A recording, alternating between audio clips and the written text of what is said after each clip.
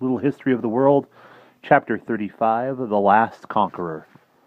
What I have always loved about the history of the world is that it is true, that all the extraordinary things we read were no less real than you and I are today. What is more, what did happen is often far more exciting and amazing than anything we could invent.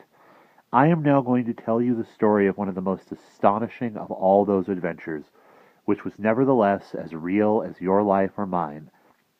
It took place not so long ago. My own grandfather was alive then, and he would have been about your age. It begins like this. Near Italy there is an island, mountains sunny and poor, called Corsica. On that island there lived a lawyer, together with his wife and their 8 children. His name was Bonaparte. At the time when his second son Napoleon was born, in 1769, the island had just been sold to France by the Genoese. This did not go down well with the Corsicans, and there were many battles with the French governors. The young Napoleon was to become an officer, so his father sent him, at the age of 10, to a military school in France. He was poor. His father could barely support him, and this made him withdrawn and unhappy, and he didn't play with his fellow students. I sought out a corner of the school, he was to say later, where I could sit and dream to my heart's content. When my companions tried to take over my corner, I defended it with all my might. I already knew instinctively that my will could triumph over the will of others, and that anything I wanted could be mine. He learnt a lot and had a wonderful memory. At 17, he became a second lieutenant in the French army, and it was there that he was given the nickname the Little Corporal because he was so short. He almost starved. He read widely and missed nothing. When the revolution broke out 3 years later in 1789, Corsica wanted to free itself from French rule. Napoleon returned home to fight the French.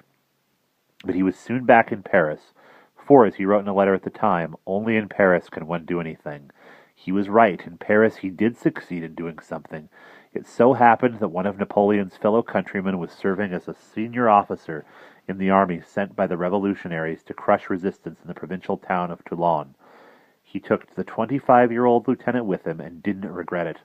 Napoleon gave such sound advice on where to place the cannons and where to aim them that the city was quickly taken.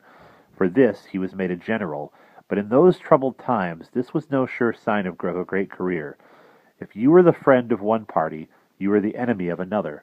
When the government, which was made up of Robespierre's friends, was overthrown, Napoleon was arrested too. True, he was soon released, but in punishment for his friendship with the Jacobians, he lost his command and was dismissed from the army. He was desperately poor, and the future looked grim. However, once again, thanks to someone he knew, his name was put forward to the 5 men of the Paris Directorate, and they gave him the task of crushing a violent demonstration of young noblemen. Napoleon didn't hesitate to fire into the crowd, and so disperse the demonstrators. In recognition, he was reinstated to the rank of general and given command of a small army sent to Italy to spread the ideas of the French Revolution. It seemed a hopeless task. The army lacked everything. France was destitute and in chaos.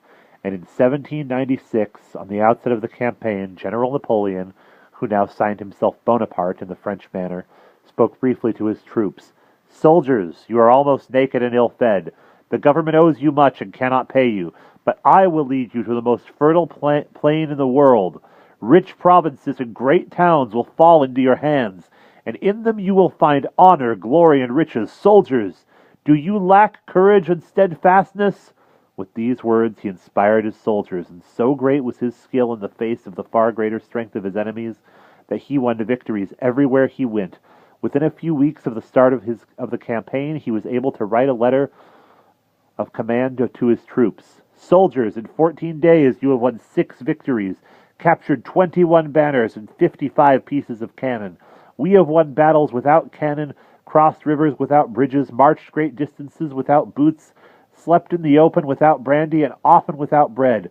I rejoice that each of you upon returning home will be able to say with pride, 'I too was of that army that conquered Italy.'" And true to his words, it wasn't long before his army had conquered the whole of northern Italy and made it a republic along the lines of France or Belgium. Wherever he went, if a beautiful work of art caught his eye, he had it sent to Paris. Then he turned north toward Austria, because the emperor had attacked him in Italy. Messages from the emperor in Vienna came. Messengers from the emperor in Vienna came to meet him in the town of Leoben in Styria. A raised seat had been prepared for the emperor's envoy in the council chamber. "Take away that chair," said Napoleon. "I can see a throne without feeling the urge. I can never see a throne without feeling the urge to sit on it." He then demanded that the emperor cede to France all the parts of Germany that lay to the west of the Rhine. After that, he returned to Paris, but in Paris there was nothing for him to do. So he put forward a proposal to the government for an adventurous undertaking. France's greatest enemy at the time was Britain, and thanks to their many colonial possessions in America, Africa, India, and Australia, the British had become very powerful. The French couldn't attack Britain directly because their army was too weak. And besides, they didn't have enough good ships. But on the other hand, if Napoleon were to occupy Egypt, he could strike at the sources of Britain's wealth by threatening the route to its colossal possessions in India. So Napoleon took an army to Egypt. Like Alexander the Great, he wanted to conquer the whole of the Orient. He took scholars with him, too, to observe and study the remnants of antiquity. On reaching Egypt, he spoke to the Muslim Egyptians as if he were a prophet like Muhammad. In solemn tones, he told them that he could read the innermost secrets of their hearts. His coming, he said, had been prophesied centuries before, and they would find it written in the Quran. "All efforts to resist me are doomed, for I am destined to succeed in all I undertake." And at first, events seemed to prove him right. He defeated the Egyptian armies in a great battle beside the pyramids in 1798, and on other occasions too, for no one was better than he at fighting battles on dry land. But at sea the British had the upper hand, and their famous Admiral Nelson destroyed the French fleet off Abu Qir on the Egyptian coast.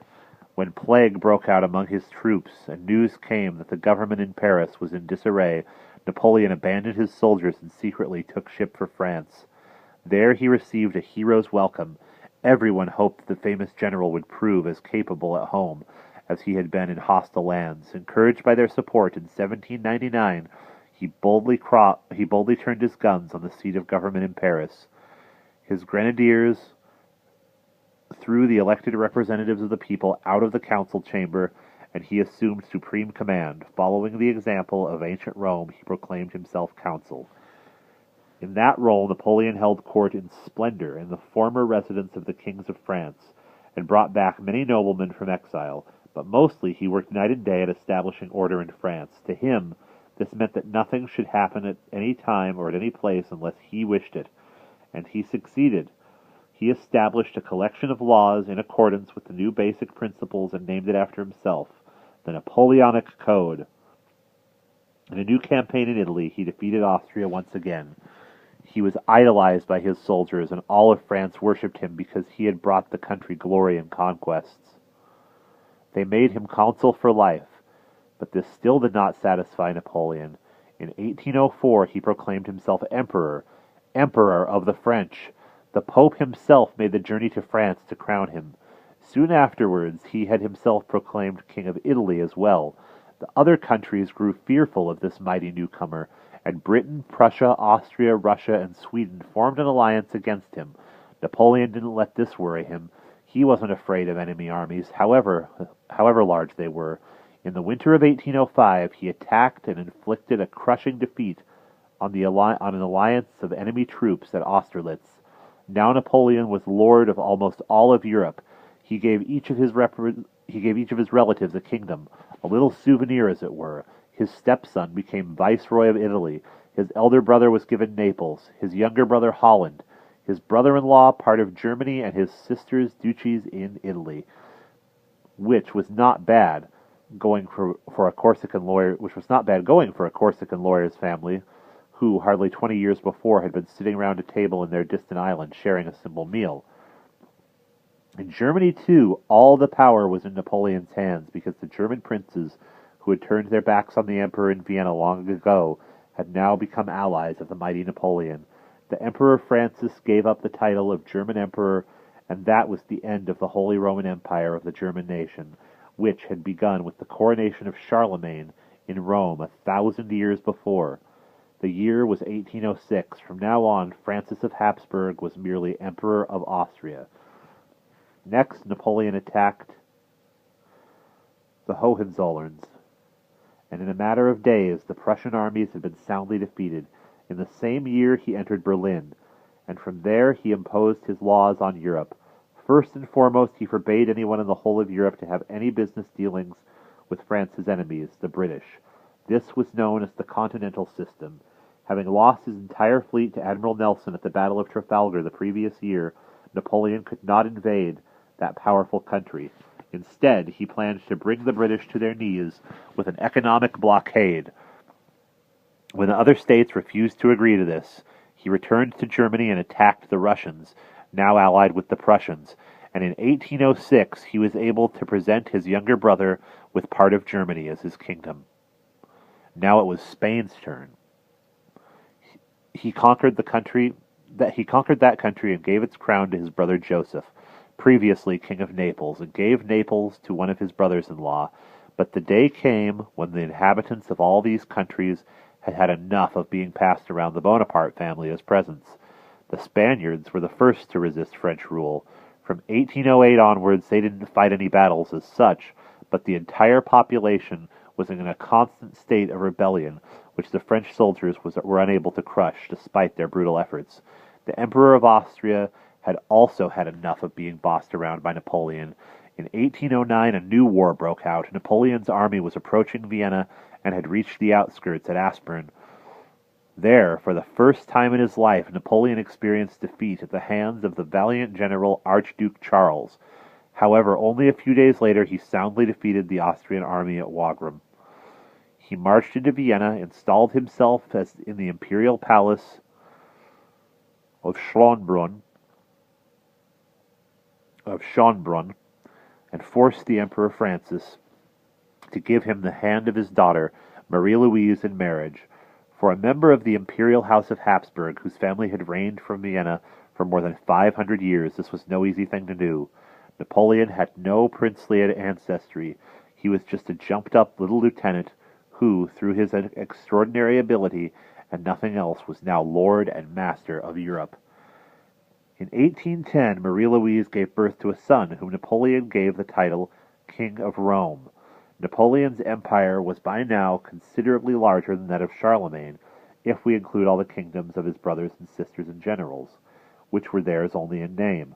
If he didn't like their conduct, he used to write them insulting letters. For example, to his brother, the King of Westphalia, he wrote, "I've seen one of your orders of the day to the soldiers that will make you the laughingstock of Germany, Austria, and France. Have you no friend to tell you a few home truths? You are a king and an emperor's brother. Titles worth nothing on the battlefield. There you have been a soldier and nothing but a soldier.